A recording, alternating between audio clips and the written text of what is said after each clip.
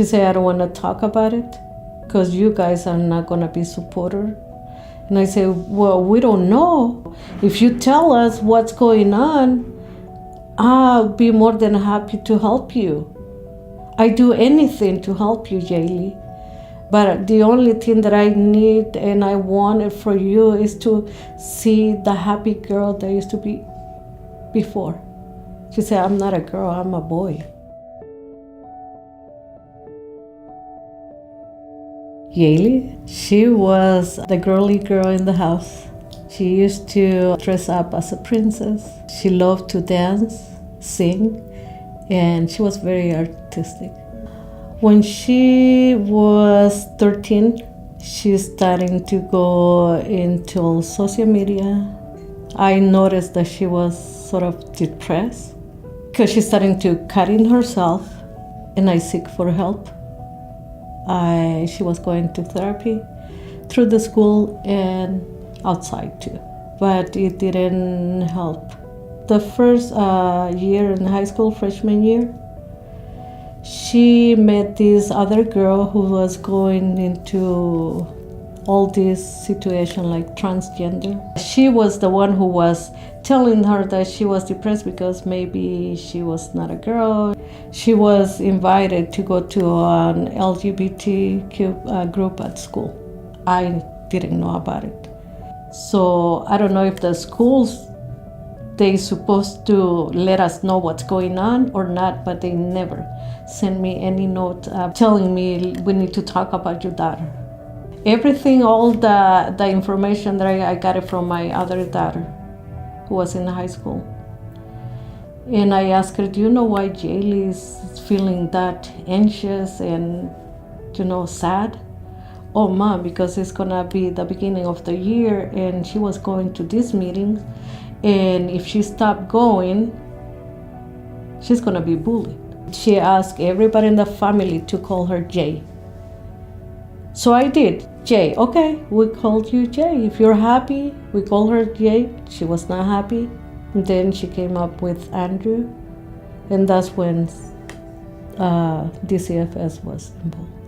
Because I didn't support all the changes that she was telling everybody, that she was a transgender and she was in the process of it. And what they did is just to send it to the school psychologist to talk to her. So they talk, and then when DCFS was involved, the school psychology wrote a note saying that my daughter was better off out of my home because we were not supportive towards the change. She was 16 years old when she moved out. I didn't have any support from school. I didn't have any support from anyone. I was the bad guy. And even though I talked to them about the depression, they didn't care about that. It didn't matter. At this point, the changes was more important because that was gonna make my daughter happy, and she will not harm herself. And that's why the school psychology decided to tell DCFS to remove my daughter from the house or do not send it back home.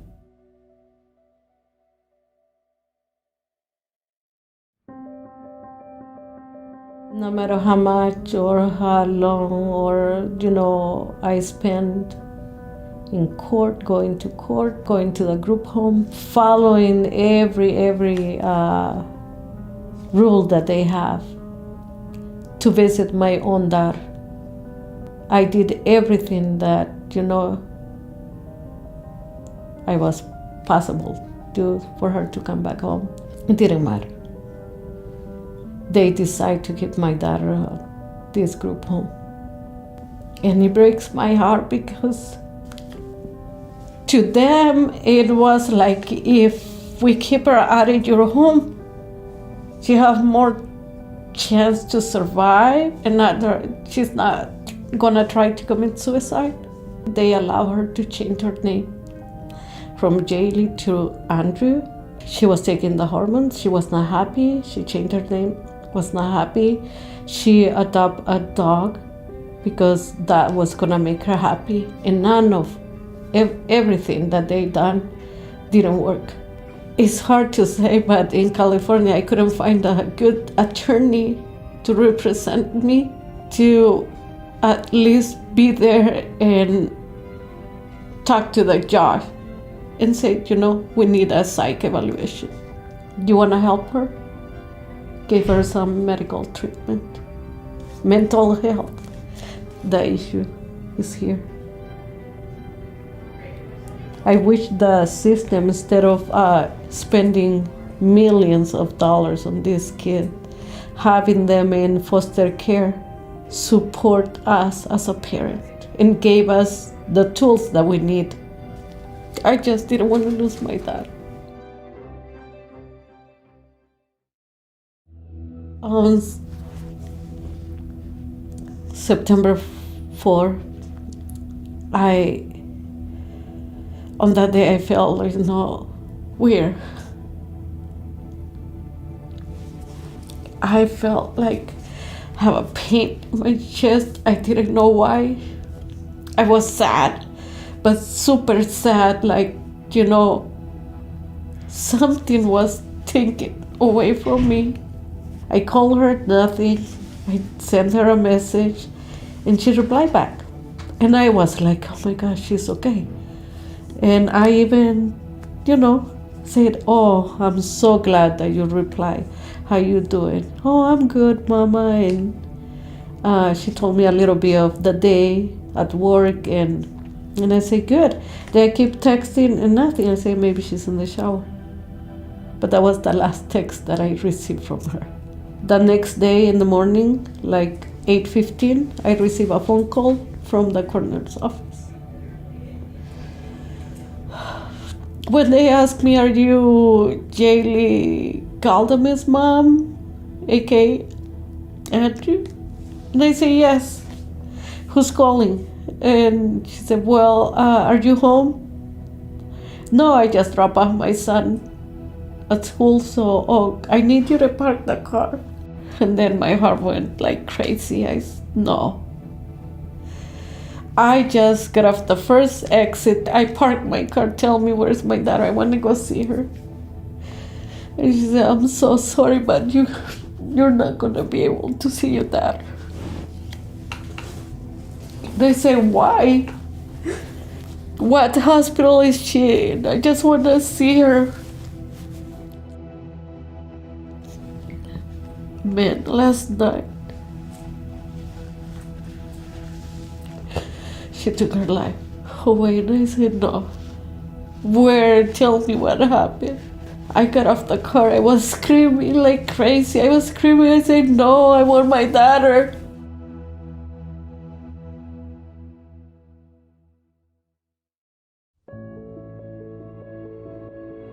So she was 19 when they decided to take her life away because she was not happy. None of the stuff that they allow her to do worked.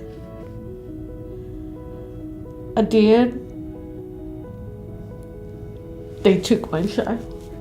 This is my first time talking about her story, what really happened. Because I want everybody to know that the system is taking our children away. They are not helping them. My daughter was a number. It's all political. It's in their agenda. LGBTQ used to use her to collect money from wealthy people just to tell the story that her mom didn't support her, and that's why she ended in a group home, because she was transgender, and I never accept that. And that was a lie. So I wish one day the system change and really help this kid. I want them to explore what's going on, why they act in the way that they are, why they feeling, the way that they feel. I want them to give them, and to be aware of the mental care. And it's sad because I know that I'm not the first one. Maybe there's many parents, moms, that are struggling with this, with the school system, with DCFS. And we can't do anything with them. It's like they tied our hands to do something with our children. They take it away like they are belong to them.